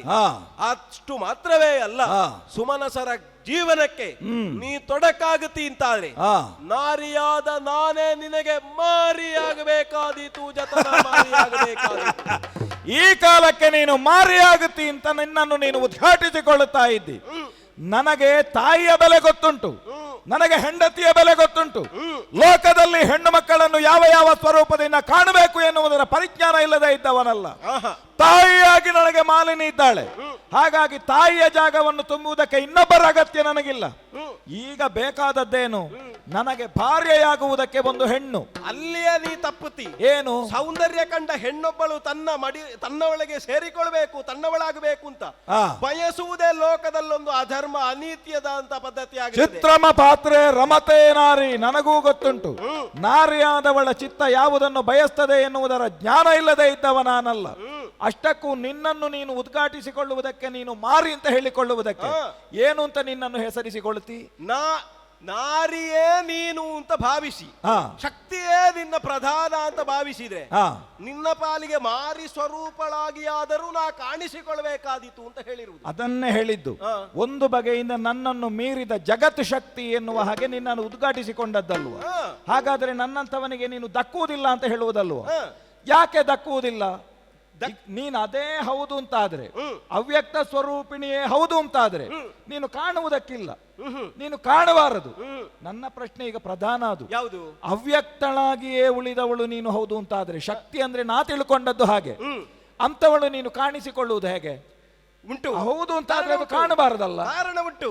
ಮೃಣ್ಮಯ ಶರೀರಿಗಳಾದ ನೀವುಗಳು ಹೇಗೆ ಬದುಕಬೇಕು ಎನ್ನುವುದಕ್ಕೆ ಲೋಕದ ಒಂದು ವ್ಯವಸ್ಥೆ ಉಂಟು. ಹಾಗೆ ಕೇಳುವುದಾದ್ರೆ ನೀ ಕೇಳುವವನೇ ಸುರಪನಿಗೆ ಹೇಗೆ ದಕ್ಕಿತು ಸ್ವರ್ಗದ ಪೀಠ ಅಂತ ಅಲ್ಲಿ ಉಂಟು ಕಾರಣ. ಸುರಪನೆಂಬವನು ಶತಯಾಗವನ್ನು ಪೂರೈಸಿ ಆ ಮೂಲಕವಾಗಿ ಮೃಣ್ಮಯ ಶರೀರವನ್ನು ತೊರೆದು ಮೂರು ಮೂರ್ತಿಗಳು ಒದಗಿಸಿದಂತಹ ಚಿನ್ಮಯ ಶರೀರವನ್ನು ಹೊಂದಿ ಆ ಮೂಲಕವಾಗಿ ಸುರಗದ್ದುಗೆಯನ್ನು ಏರುವ ವ್ಯವಸ್ಥೆ ಆಯಿತು. ಮೃಣ್ಮಯನಾಗಿ ಉದಿಸಿದಂತಹ ನೀನು ನಿನ್ನ ಬದುಕಿನಲ್ಲಿ ಹೇಗೆ ಕಂಡುಕೊಂಡಿ? ತಾನು ಮಾಡಬೇಕಾದದು ಭಕ್ತಿಯ ಮೂಲಕವಾಗಿ ಶಕ್ತಿ ಸಂಚನ ಏನಲ್ಲ, ಸ್ವರ್ಗದ ಪೀಠ ಅಲ್ಲ, ಬದಲಾಗಿ ಶಕ್ತಿಯನ್ನು ಪಡೆದು ಆ ಮೂಲಕವಾಗಿ ದುಷ್ಟತನವೇ ನನಗೆ ಮೂಲವು ಎನ್ನುವನ್ನು ನೀ ಬಯಸಿಕೊಂಡದನ್ನು ಸ್ವೀಕರಿಸುತ್ತಾ ಹೋದಿ, ದ್ವೇಷದ ಭಾವವನ್ನು ಹೊಂದುತ್ತಾ ಹೋದಿ. ಆ ಕಾರಣಕ್ಕಾಗಿ ನಿನ್ನ ಶರೀರದಲ್ಲಿ ಯಾವುದೇ ರೀತಿಯ ಬದಲಾವಣೆಯನ್ನು ಕಾಣುವುದಕ್ಕೆ ಸಾಧ್ಯವೇ ಇಲ್ಲ. ಮತ್ಸರಿಯಾದವನಿಗೆ, ದ್ವೇಷಿಯಾದವನಿಗೆ, ಮತ್ತೆ ನಿತ್ಯವೂ ನಂಜನ್ನೇ ತನ್ನ ಜೀವನದಲ್ಲಿ ಬಳಸಿಕೊಂಡು ಇದ್ದವನಿಗೆ ಸ್ವರ್ಗದ ಪೀಠ ಸಿಕ್ಕುವುದಕ್ಕೆ ಇದ್ದದಲ್ಲ. ಒಂದು ಹಾಗೆ, ಮತ್ತೊಂದು ನಿನ್ನ ಎಡವನ್ನು ಸೇರುವುದಕ್ಕೆ ನನಗಾಗುವುದಿಲ್ಲ. ವ್ಯಕ್ತಳಾಗಿ ನೀ ಅವ್ಯಕ್ತಳಾದ ನೀನು ವ್ಯಕ್ತಳಾಗಿ ಬಂದದ್ಯಾಕೆ ಎನ್ನುವುದು ಇನ್ನೊಂದು ಪ್ರಶ್ನೆ. ನೀನು ವ್ಯಕ್ತ ಪ್ರಪಂಚದಲ್ಲಿ ಮಾಡುತ್ತಿರುವ ದೌಷ್ಟ್ಯವೇ ಅವ್ಯಕ್ತಳಾಗಿರಬಹುದಾದ ನಾನಾದರೂ ವ್ಯಕ್ತಳಾಗಬೇಕು ಎನ್ನುವ ಸ್ಥಿತಿ ನಿರ್ಮಾಣ ಆಗುವಲ್ಲಿಯವರೆಗೆ ಆಯಿತು. ಒಂದರ್ಥದಲ್ಲಿ ನೀನೇ ಕಾರಣ ಅಂತಲೇ ಇಟ್ಟುಕೊಳ್ಳೋಣ. ಮತ್ತೆ ನಿನ್ನನ್ನು ಕೊಂದು ಕಳೆದಾದರೂ ಈ ಲೋಕಕ್ಕೆ ಶಾಂತಿ ಒದಗಿಸಬೇಕು ಅಂತ ಬಂದವಳನ್ನು ನಿನ್ನ ಅರ್ಧಾಂಗಿಯಾಗಿ ನಾ ಬಂದೆ ಅಂತಾದ್ರೆ ನಿನಗೂ ನನಗೂ ವ್ಯತ್ಯಾಸ ಏನುಂಟು? ನಿನಗೂ ನನಗೆ ವ್ಯತ್ಯಾಸ ಏನುಂಟು? ಅಲ್ಲ, ನನ್ನ ಅರ್ಧಾಂಗಿಯಾಗಿ ನೀನು ಬಂದೆ ಅಂತಾದ್ರೆ ನಾನು ವ್ಯತ್ಯಾಸ ಕಾಣುವುದಿಲ್ಲ. ನನಗೆ ವ್ಯತ್ಯಾಸ ಬೇಡ, ನನಗೆ ಸರಿಸಮಾನೆಯಾಗಿಯೂ ಅಲ್ಲ. ನನ್ನ ಎಡಭಾಗವನ್ನು ನೀನು ಏರಿದೆ ಅಂತಾದ್ರೆ ನಿನ್ನ ಬದುಕು ಸಾರ್ಥಕ ಆಗ್ತದೆ ಅಂತ ಹೇಳುವುದು. ನಿನಗೂ ನನಗೂ ವ್ಯತ್ಯಾಸ ಬೇಡ, ನನಗೆ ನೀನಾದೀತು ನೋಡು, ನಿನಗೆ ನಾನು ಆದೀತು ಅಂತ ಆದ್ರೆ ವ್ಯತ್ಯಾಸ ಕಾಣಬೇಡ, ಸಮಾನತೆ ಕಾಣೋಣ. ಮದುವೆ ದ್ವೇಷ ಇಲ್ಲ ನಿನ್ನಲ್ಲಿ. ಮದುವೆ ಎನ್ನುವಂತ ಕಟ್ಟೋಳೆಗೆ ನಾ ಬೀಳುವವಳಲ್ಲ. ಮತ್ತೊಂದು ಹೇಳ್ತೇನೆ, ನಾ ಮೊದಲೇ ಸಂಕಲ್ಪ ಮಾಡಿದ್ದೇನೆ. ಸಂಕಲ್ಪ ಅಂದ್ರೆ ಏನು? ಅದು ಯಜ್ಞದ ಹಾಗೆ, ಅದು ಪವಿತ್ರತೆಯನ್ನು ಹೊಂದಿರುವಂತಹ 3 ಮೂರ್ತಿಗಳನ್ನೊಡಗೊಂಡು ಸುಮನಸಾದಿ ಬಂಧುಗಳು ನನ್ನ ಪದಕೆರೆಗೆ ಬೇಡಿಕೊಂಡದ್ದು ಇಷ್ಟು: ಮಾನಿನಿ ಸುಕುಮಾರನಾದ ಮಹಿಷದಾನವ ಮಹಿಯಲ್ಲಿ ತನ್ನದಾದಂತಹ ಮದೋನ್ಮತ್ತತೆಯನ್ನು ಮೆರೆಸಿ ಆ ಮೂಲಕವಾಗಿ ದುಷ್ಟತನದಿಂದ ಮೆರೆಯುತ್ತಾ ಇದ್ದಾನೆ. ಹಾಗಾದ್ರೆ ಕಟ್ಟಕಡೆಯ ಉತ್ತರ ಏನು? ಮಕ್ಕಳೇ, ನಿಮಗೆ ಅವನನ್ನು ಕೊಂದು ಕಳೆದು ಶಾಂತಿಯನ್ನು ಒದಗಿಸ್ತೇನೆ, ನಾ ಶಾಂತಿಯನ್ನು ಒದಗಿಸುತ್ತೇನೆ ಎನ್ನುವ ಸಂಕಲ್ಪವನ್ನು ಹೊಂದಿದ್ದೆ. ಮದುವೆ ಎನ್ನುವ ಕಟ್ಟೋಳೆಯಲ್ಲಿ ಬಂಧಿತಳಾಗುವುದಕ್ಕೆ ಅಲ್ಲ, ನಿನ್ನನ್ನು ಕೊಲ್ಲುವುದೇ ನನ್ನ ಉದ್ದೇಶ. ಹಾಗಾದರೆ ನನಗೆ ಮಾರಿಯಾಗಿ ಬರುವವಳು ನೀನು ಬಿಡ್ತಾನೆ ಅಂತ ಭಾವಿಸಿದ್ದೀಯಾ? ಸುಮ್ಮನೆ ಉಳಿಯುವುದಿಲ್ಲ ಅಂತ ಆಯಿತು. ನಿನ್ನದ್ದು ಕೊನೆಯ ಅಸ್ತ್ರ ಏನು ಅಂತ ಹೇಳಿದ್ರೆ ಆಯುಧ ಗ್ರಹಣ ಅಂತ ಹೇಳುವುದು ಸ್ಪಷ್ಟ. ನಾನೇನು ಸುಮ್ಮನೆ ಉಳಿತೇನೋ? ನಿನ್ನಲ್ಲಿ 8 ಕೈ ಇರಲಿ, 16 ಕೈ ಹೊಂದಿದಂತಹ ಸಾಮರ್ಥ್ಯವುಳ್ಳವನಾಗಿ ನನ್ನ ಈ ಕೊಂಬಿನಿಂದ ನಿನ್ನನ್ನು ಮರ್ದಿಸ್ತೇನೆ. ಕೈ ಎಷ್ಟು ಉಂಟು ಅಂತ ಲೆಕ್ಕ ಅಲ್ಲ, ಆ ಕೈಗಳಿಂದ ಏನಾದೀತು ಎನ್ನುವುದೇ ಪ್ರಪಂಚದಲ್ಲಿ ಪ್ರಧಾನ ಲೆಕ್ಕ. ಅಷ್ಟಬುದ್ಧಿಯನ್ನು ಧರಿಸಿದ್ದೇನೆ ಎನ್ನುವ ಕಾರಣಕ್ಕಾಗಿ ಕೇವಲ ಇದು ಸಿಂಗಾರಕ್ಕಾಗಿ ಹೊತ್ತುಕೊಂಡು ಬಂದಂತಹ ಭುಜಗಳಲ್ಲ. ನೀನು ಯೋಚನೆ ಮಾಡು, ಇರುವಂತಹ ಆಯುಧಗಳೆಲ್ಲವೂ ಕೂಡ ಒಂದೊಂದು ರೀತಿಯದ್ದಾದಂತಹ ವಿಶೇಷತೆಯನ್ನು ಹೊಂದಿಯೇ ಬಂದದ್ದು. ನೀ ಹಿಡಿಯುವ ಖಡ್ಗವೋ, ನೀ ಹಿಡಿಯುವಂತಹ ಬಿಲ್ಲಿನಂತೆಯೋ ನಾ ಹಿಡಿದ ಕರಗಳಲ್ಲಿರುವ ಆಯುಧಗಳಲ್ಲ. ಒಂದೊಂದು ಕರಗಳಲ್ಲಿಯೂ ಧರಿಸಿದ ಆಯುಧಗಳು ಅಷ್ಟೊಂದು ಪಾವಿತ್ರತೆಯನ್ನು ಹೊಂದಿದೆ. ಒಂದು ಕರದಲ್ಲಿ ನಾ ಸುದರ್ಶನವನ್ನು ಹೊಂದಿದ್ದೇನೆ. ಯಾಕೆ? ಇದರ ದರ್ಶನದಿಂದಲಾದರೂ ನಿನಗೆ ಒಳ್ಳೆಯ ಬುದ್ಧಿ ಬಂದೀತೋ ಎನ್ನುವ ಹಾಗೆ ನಾ ಕಾಣಿಸುವುದಕ್ಕಾಗಿ ಒಂದು ಕೈಯಲ್ಲಿ ಸುದರ್ಶನ, ಇನ್ನೊಂದು ಕೈಯಲ್ಲಿ ಶೂಲವನ್ನು ನಾ ಹಿಡಿದಿದ್ದೇನೆ. 3 ಕಾಲಕ್ಕೂ ಸಮಾನವಾಗಿ ತ್ರಿಕಾಲವನ್ನಾದರೂ ನನ್ನದ್ದಾದಂತಹ ವ್ಯವಸ್ಥೆಯಲ್ಲಿ ನಾ ಬಳಸಿಕೊಳ್ಳುವವಳು, ಕಾಲನಿಗೆ ಕಾಲಾಂತಗಳಾಗಿ ಆದರೂ ನಾ ಗೋಚರಿಸುವವಳು ಎನ್ನುವ ಹಾಗೆ ಮಾತ್ರವೇ ಅಲ್ಲ, ಸೃಷ್ಟಿಯನ್ನು ಮಾಡಬಲ್ಲೆ, ಲಯವನ್ನು ಮಾಡಬಲ್ಲೆ, ಪಾಲನೆಯನ್ನು ಮಾಡಬಲ್ಲೆ ಎನ್ನುವಂತಹ ಶಕ್ತಿಪ್ರದಾಯಿನಿ ನಾನು ಎನ್ನುವುದನ್ನು ತೋರಿಸುವುದಕ್ಕಾಗಿ ಶೂಲಧಾರಿಣಿಯಾಗಿಯೇ ಬಂದವಳಿದ್ದೇನೆ. ಮಾತ್ರವೇ ಅಲ್ಲ, ಇಂತಹ ವಿಶೇಷ ಆಯುಧಗಳು ನನ್ನಲ್ಲಿರುವುದು ಒಂದೊಂದು ರೀತಿಯ ವಿಶೇಷತೆಗಳನ್ನು, ಒಂದೊಂದು ರೀತಿಯದ್ದಂತ ನಿನಗೆ ಬುದ್ಧಿಯನ್ನು ಕೊಡುವುದಕ್ಕೆ ಇರುವುದು. 16 ಕೈಗಳಿಂದ ನೀ ತೋರಗೊಟ್ಟೆ ಅಂತಾದ್ರು ಕೈಗಳಿಂದ ತೊಡಗಿ ಶಿರದವರೆಗೂ ನಿನ್ನನ್ನು ತುಂಡು ತುಂಡಾಗಿ ಕತ್ತರಿಸಿ ಲೆಕ್ಕಕ್ಕಿಂತ ಹೆಚ್ಚು ಒಂದು ಉಂಟು ಅಂತ ಆದ್ರೆ ಅದು ತೊಡಕೆಯಾಗಿ ಬರ್ತದೆ. ಎಚ್ಚರ ಇರಲಿ. ನಿನ್ನಲ್ಲಿ 16 ಅಥವಾ ನಿನ್ನ ಸಿಂಹ, ನಿನ್ನ ಈ ವಿಕಾರವಾದಂತಹ ಒಂದು ಸ್ವರೂಪ, ಇದೆಲ್ಲವೂ ನಿನಗೆ ತೊಡಕಾದೀತು. ನಮಗೆ ಆ ಸಮಸ್ಯೆ ಇಲ್ಲ. ಯಾಕೆ ಗೊತ್ತೋ? ನಮ್ಮಲ್ಲಿರುವುದು 2 ಕೊಂಬು ಮಾತ್ರ. ನಮಗೆ ಬೇರೆ ಆಯುಧ ಹುಡುಕಬೇಕಾದ ಅಗತ್ಯ ಇಲ್ಲ. ಅದು ನನಗೆ ಮೊದಲೇ ಗೊತ್ತಾಗಿದೆ. ನೀ ಬರುವಾಗಲೇ ಕಾಲಿನಡಿಯಲ್ಲಿರುವುದಾದಂತ ಧೂಳನ್ನು ಆಕಾಶದೆತ್ತರಕ್ಕೆ ಹಾರಿಸುತ್ತಾ ಇದ್ದಿ. ಅದಕ್ಕಾಗಿಯೇ ಇರುವುದಲ್ವೋ ನಮ್ಮಲ್ಲಿರುವ ಗೊರಸು. ಈಗ ನೀನು ಕಾಡು ಕೋಣಕ್ಕಿಂತಲೂ ಕೀಳಾಗುತ್ತಾ ಇದ್ದಿ ಎನ್ನುವುದನ್ನು ನಾವು ಯೋಚಿಸಬಹುದು. ಕಾಡು ಕೋಣಕ್ಕಿಂತ ಕೀಳು ಅಂತ ಹೇಳಿದರೆ ಪ್ರಪಂಚದಲ್ಲಿ ನಾನು ಯಾರಿಂದಾಗಿ ಹುಟ್ಟಿದ್ದೇನೆ ಎನ್ನುವುದು ಸ್ಪಷ್ಟ. ಹಾಗಿದ್ರೆ ನನ್ನನ್ನು ಹುಟ್ಟಿಸಿದ ಬ್ರಹ್ಮನು ಕೋಣನೆ ಹಾಗೆ ಹೇಳಬೇಕಾಗ್ತದೆ. ಯಾಕಂದ್ರೆ ಯಾವನ ಅನುಗ್ರಹದಿಂದ ನಾನು ಈ ಪ್ರಪಂಚಕ್ಕೆ ಬಂದೆನೋ. ಬ್ರಹ್ಮ ಕೋಣ ಆಗುವುದಿಲ್ವಾ? ಬ್ರಹ್ಮ ಸೃಷ್ಟಿಸಿದ್ದನ್ನೆಲ್ಲ ಬ್ರಹ್ಮ ಸೃಷ್ಟಿಸುವಾಗ ಹೇಗೆಲ್ಲ ಸೃಷ್ಟಿಸಿದ್ದಾನೆ ಅದೆಲ್ಲ ಬೇರೆ ಬೇರೆ ರೀತಿಯಲ್ಲಿ ಇರ್ತದೆ. ಅಂಡಜವು, ಪಿಂಡಜವು, ಶ್ವೇತಜವು, ಉದ್ವಿಜವು. ಅಲ್ಲಿ ಬ್ರಹ್ಮ ಸೃಷ್ಟಿಯಿಂದ ಬ್ರಹ್ಮಕೋಣ ಅಂತ ಆಲೋಚನೆ ಮಾಡ್ಲಿಕ್ಕಿಲ್ಲ. ಲೋಕದಲ್ಲಿ ಒಂದು ಶುಕ್ಲಶೋಣಿತ ಸಂಸರ್ಗದಿಂದಲೇ ಹುಟ್ಟುವುದು ಅಂತ ಉಂಟು.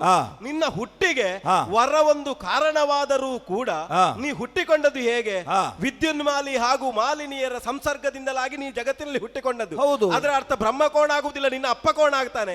ಈಗ ಅನುಗ್ರಹ ಮಾಡಿದ ಬ್ರಹ್ಮದೇವ ಅವ ಹೇಳಿದ್ದೇನು ನಮ್ಮ ತಾಯಿಗೆ? ಏನು ಹೇಳಿದ್ದಾನೆ? ಏನು? ಅಲ್ಲ, ನಿನಗೆ ಗೊತ್ತಿರ್ಬೇಕದು. ಬ್ರಹ್ಮನನ್ನು ಮಗ ಅಂತ ಕರೀತಿಯಲ್ಲ, ಈಗ ಅವ ಏನು ಹೇಳಿದ್ದಾನೆ? ಏನು? ಕೋಣನಾದರೂ ಜಾಣನಾಗುತ್ತಾನೆ. ಹಾಗಿದ್ದರೆ ಉಳಿದ ಕೋಣಕ್ಕೆ ನನ್ನನ್ನು ಹೇಗೆ ಹೊಂದಿಕೆ ಮಾಡ್ತೀನಿ? ಹೋಲಿಕೆ ನಾ ಮಾಡಿರುವುದು ಎಲ್ಲಿ?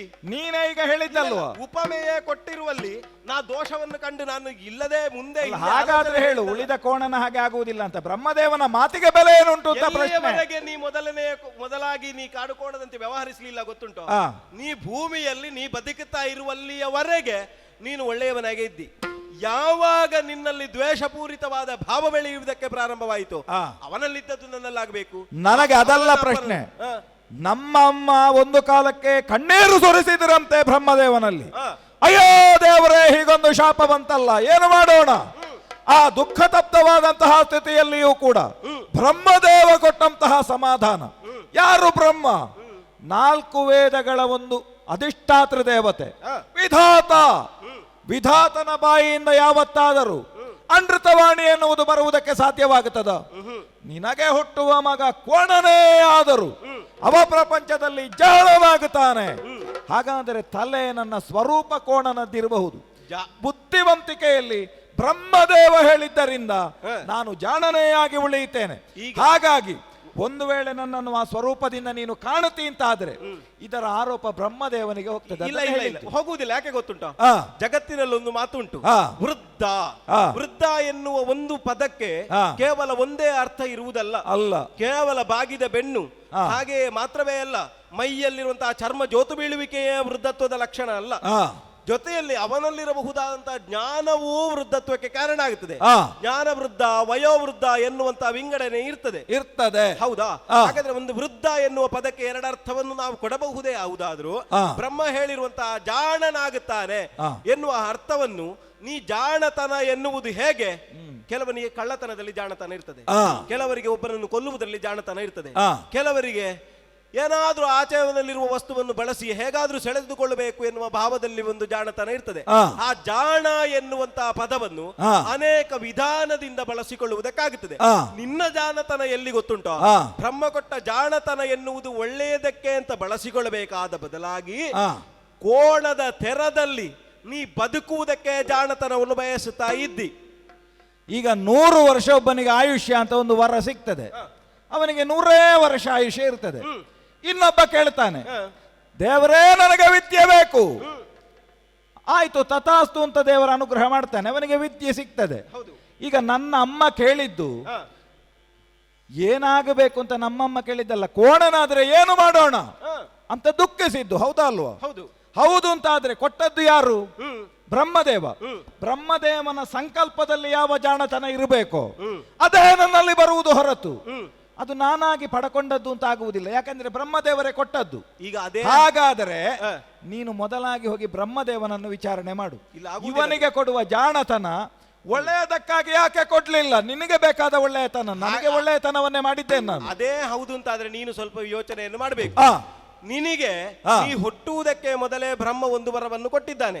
3 ಲೋಕವನ್ನಾದರೂ ಜಯಿಸಬಹುದಾದಂತಹ ವೀರಪುತ್ರನನ್ನು ನೀ ಹಡಿಯಿತಿ ಅಂತ. ಹೌದು. ಹಾಗಾದ್ರೆ 3 ಲೋಕವನ್ನು ಜಯಿಸುವಂತಹ ಶಕ್ತಿ ಸಂಚಯನ ನೀ ಹುಟ್ಟುವುದಕ್ಕೆ ಪೂರ್ವದಲ್ಲೇ ಬ್ರಹ್ಮ ಕೊಟ್ಟಿದ್ದಾನೆ. ಬ್ರಹ್ಮ ಕೊಟ್ಟದ್ದು ಮತ್ತೆ ನನ್ನ ತಪ್ಪು ಏನುಂಟು? ಅದ ಹೌದು ಅಂತಾದ್ರೆ ನೀ ಇಲ್ಲಿಗೆ ಬರುವುದಕ್ಕೆ ಮೊದಲು ಬ್ರಹ್ಮನನ್ನು ಕುರಿತು ತಪಸ್ಸು ಮಾಡಿದ್ಯಾಕೆ? ಅದು ನನಗೆ ಬೇಕಾಗಿ, ಅದು ಯಾರು ಮಾಡಬೇಕು, ತಪ್ಪೇನುಂಟು ಅದರಲ್ಲಿ? ಹಾಗಾದ್ರೆ ಅಲ್ಲ, ನನಗೆ ಬೇಕಾದ್ರೆ ಇನ್ನೊಮ್ಮೆ ಮಾಡ್ತೇನೆ, ಅದನ್ನು ತಪ್ಪು ಅಂತ ಹೇಳ್ತೀನಿ. ಅಲ್ಲ, ಹಾಗೆ ದೇವರನ್ನು ಮೆಚ್ಚಿಸುವುದು. ಈಗ ನಿನಗೆ ಮೊದಲೇ ಸಂಕಲ್ಪ ಉಂಟು ಅಂತಾದ್ರೆ ನಿನಗೆ ಮತ್ತೊಮ್ಮೆ ನೀ ಹಾಗೆ ಮಾಡಬೇಕು ಅಂತ ಇಲ್ವಲ್ಲ? ಅಲ್ಲ, ಈಗ ಹೇಳೋದು ನಾನು ಹುಟ್ಟುವುದಕ್ಕಿಂತ ಮೊದಲೇ ನನ್ನಮ್ಮ ನನ್ನನ್ನು ಪಡೆಯುವಾಗ, ಈಗ ನನ್ನನ್ನು ಸೃಷ್ಟಿ ಮಾಡಿದ ಬ್ರಹ್ಮದೇವನೇ ಹೀಗೇ ಸೃಷ್ಟಿಯಾಗಬೇಕು ಅಂತ ಸಂಕಲ್ಪ ಮಾಡಿದ್ದಿದ್ರೆ ಈ ಸೃಷ್ಟಿಯಲ್ಲಿ, ಈ ನನ್ನ ಬೆಳವಣಿಗೆಯಲ್ಲಿ ಪ್ರಧಾನವಾದ ಕೊಡುಗೆ ಯಾರದ್ದು ಅಂತ ಕೇಳಿದ್ರೆ ಬ್ರಹ್ಮದೇವನದ್ದು. ಹಾಗಾಗಿ ನನ್ನದ್ದು ಅಂತ ಹೇಳಲಿಕ್ಕಿಲ್ಲ. ನನ್ನನ್ನು ಜಾಣ ಅಂತ ಹೇಳುವಲ್ಲಿ ಅವ ಸೃಷ್ಟಿ ಮಾಡಿದ್ದಾನೆ ಅಂತ ಆದ್ರೆ ನನಗಿರುವ ಬುದ್ಧಿಶಕ್ತಿ, ಬುದ್ಧಿಯಿಂದ ಜಾಣತನ ಅಲ್ವಾ? ಈ ಬುದ್ಧಿ ಪ್ರಚೋದಿತವಾದದ್ದು ಬ್ರಹ್ಮದೇವನ ವರಬಲದಿಂದ ಹೀಗೆ ಹೋಗಬೇಕು ಅಂತ. ಅದೇ ಹೌದು ಅಂತಾದ್ರೆ ಲೋಕದ ಎಲ್ಲಾ ವ್ಯವಸ್ಥೆಯನ್ನು ನೀ ಪ್ರಶ್ನಿಸಿದ ಹಾಗೆ ಆಗುತ್ತದೆ. ಹೇಗೆ ಗೊತ್ತುಂಟ? ಪ್ರಪಂಚ ದ್ವಂದ್ವಾತ್ಮಕ. ಎಲ್ಲಿ ಕತ್ತಲುಂಟು ಒಂದು ಬೆಳಕು ಬೇಕು, ಸುಖ ಉಂಟು ಅಂತಾದ್ರೆ ದುಃಖವೂ ಬೇಕು. ಇದು ಎಲ್ಲವೂ ಪ್ರಪಂಚದ ದ್ವಂದ್ವಮಯವಾದಂತಹ ಸ್ಥಿತಿ. ಹಾಗಿದ್ರೆ ನಿಶಾಚರಿ ಜೀವಿಗಳು ಇದ್ದಾವೆ, ಹಗಲಿನಲ್ಲಿ ಸಂಚರಿಸುವ ಜೀವಿಗಳು ಇದ್ದಾವೆ. ಕೆಲವರಿಗೆಲ್ಲ ಸೂರ್ಯನ ಬೆಳಕಾಗುವುದಿಲ್ಲ, ಕೆಲವರಿಗೆ ಕತ್ತಲು ನೋಡ್ಲಿಕ್ಕಾಗುವುದಿಲ್ಲ. ಕತ್ತಲಿನಲ್ಲಿದ್ದವ ಬೆಳಕನ್ನು ದ್ವೇಷಿಸ್ತಾನೆ, ಬೆಳಕಲ್ಲಿದ್ದವ ಕತ್ತಲನ್ನು ದ್ವೇಷಿಸ್ತಾನೆ. ಕತ್ತಲಿದ್ದವನಿಗೆ ಬೆಳಕು ವಿರೋಧ, ಬೆಳಕಿನಲ್ಲಿದ್ದವನಿಗೆ ಕತ್ತಲು ವಿರೋಧ. ನೀನು ಹೇಳಿದಂತಹ ಯಾವ ದಾರಿ ಇದೆಯೋ ಅದು ನನಗೆ ಸಮ್ಮತವಾದದ್ದಲ್ಲ.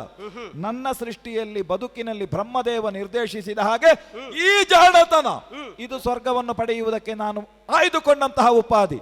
ಅಪರಾಧಿ ನಾನಾಗಲಾರೆ. ನೀನು ನನ್ನ ಜೊತೆ ಬರ್ತೀಯ, ಇಲ್ಲಿಗೆ ಸಂಧಾನ ಮಾಡುವ, ಮುಗಿಸುವ, ಒಟ್ಟು ಸೇರಿ ದೇವೇಂದ್ರನನ್ನು ಓಡಿಸುವ. ನಿನ್ನ ಯೋಚನೆಯ ಮಿತಿಗೆ ದೊರಕುವವಳು ನಾನಲ್ಲ ಎನ್ನುವುದನ್ನು ಈ ಮೊದಲೇ ನಾನು ಆಡಿ ಆಗಿದೆ. ಅದನ್ನು ಹೊರತುಪಡಿಸಿ ಲೋಕದಲ್ಲಿ ನೀನು ವ್ಯವಸ್ಥೆ ಹೇಳಿದ್ದಿ, ದ್ವಂದ್ವಾತ್ಮಕವಾದ ಜೀವನದಲ್ಲಿ ಕತ್ತಲೆಯೂ ಇರ್ತದೆ, ಬೆಳಕು ಇರ್ತದೆ ಅಂತ. ಈವರೆಗೆ ಇದ್ದದ್ದು ಕತ್ತಲು, ಈವರೆಗೆ ಇದ್ದದ್ದು ಕತ್ತಲು. ಆದ್ರೆ ಇನ್ನೂ ಕತ್ತಲಲ್ಲ, ಇನ್ನೂ ಕತ್ತಲಲ್ಲ. ಬೆಳಕು ಎನ್ನುವುದು ಈಗ ಬರ್ಲಿಕ್ಕೆ ಪ್ರಾರಂಭ ಆಗಿದೆ. ಹಾಗಾದ್ರೆ ಆ ಬೆಳಕನ್ನೇ ಕೊಡಬಹುದಾದಂತಹ ಶಕ್ತಿ ಸ್ವರೂಪಿಣಿಯಾದ ನಾನೇ ಬಂದವಳಿದ್ದೇನೆ. ಸ್ವರ್ಗಕ್ಕೆ ಮವಿದ ಕತ್ತಲನ್ನು ದೂರೀಕರಿಸುವುದೇ ನನ್ನ ಧ್ಯೇಯ, ಜಗತ್ತನ್ನು ಉಳಿಸಿಕೊಳ್ಳುವುದೇ ನನ್ನ ಉದ್ದೇಶ. ಹಾಗಾಗಿ ಮೂರು ಮೂರ್ತಿಗಳ ಸಂಕಷ್ಟವನ್ನು ಪರಿಹರಿಸುವುದು ನನ್ನ ಕರ್ತವ್ಯ. ಮಾತ್ರವೇ ಅಲ್ಲದೆ ದುಷ್ಟನಾಗಿ ಮೆರೆಯುತ್ತಾ ಇರುವ ನಿನ್ನ ದಮನವು ನನ್ನ ಕರ್ತವ್ಯ.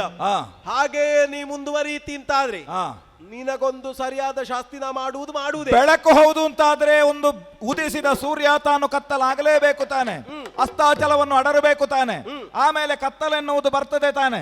ಹಾಗಿದ್ರೆ ಬೆಳಕು ಬಂದ ಮೇಲೆ ಕತ್ತಲು ಬರುವುದಿಲ್ಲ ಅಂತ ಹೇಳುವುದಿಲ್ವಲ್ಲ. ನೀನು ಈ ಹೊತ್ತು ದಿನವಾಗಿ ಬರ್ತಿ ಅಂತಾದ್ರೆ ನಾನು ತಮ್ಮನಾಗಿ ಬಂದೇನು. ನೋಡುವ ನೀ ಏನಾಗುತ್ತಿ ಎನ್ನುವ ಹಾಗೆ. ಎಷ್ಟೇ ಎತ್ತರಕ್ಕೆ ಬೆಳೆದ್ರು ಎತ್ತರದಿಂದ ಕೆಳಗೆ ಬೀಳಿಸಿ ಅನ್ನುವ ಜತನ. ಹೌದು, ಇದೋ ಸಿದ್ಧನಾಗಿದ್ದೇನೆ, ಸಿದ್ಧನಾಗಿದ್ದೇನೆ.